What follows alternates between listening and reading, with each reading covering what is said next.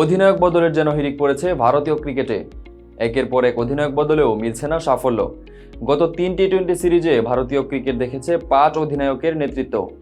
অনেকেই সাফল্য আর ব্যর্থতার হিসেব করছে। গতকাল আরও একজন নতুন অধিনায়কের নাম ঘোষণা করেছে ভারত।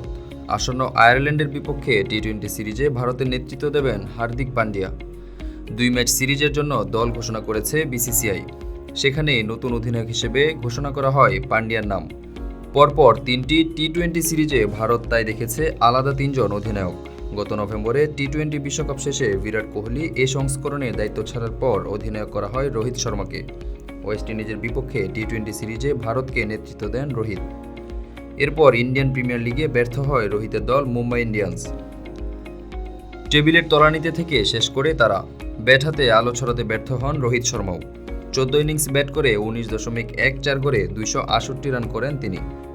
হাঁকাতে পারেননি একটি হাফ সেঞ্চুরিও। পরে চলমান দক্ষিণ আফ্রিকা সিরিজ থেকে বিশ্রাম দেওয়া হয় রোহিতকে।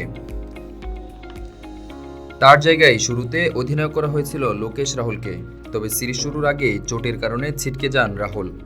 তার জায়গায় দায়িত্ব দেওয়া হয় আগে থেকে সহ অধিনায়ক হিসেবে ঠিক করা ঋষভ পন্থকে। পন্থের সহকারী হিসেবে দক্ষিণ আফ্রিকা সিরিজে দায়িত্ব পালন করেছেন পান্ডিয়া।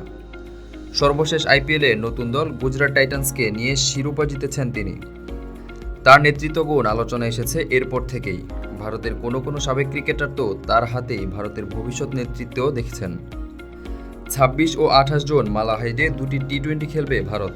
সেখানে পান্ডিয়ার সহকারী হিসেবে রাখা হয়েছে পেসার ভুবনেশ্বর কুমারকে। অবশ্য পন্থকে সেই সিরিজে রাখা হয়নি মূলত ইংল্যান্ডের বিপক্ষে একটি টেস্টের প্রস্তুতির কারণে।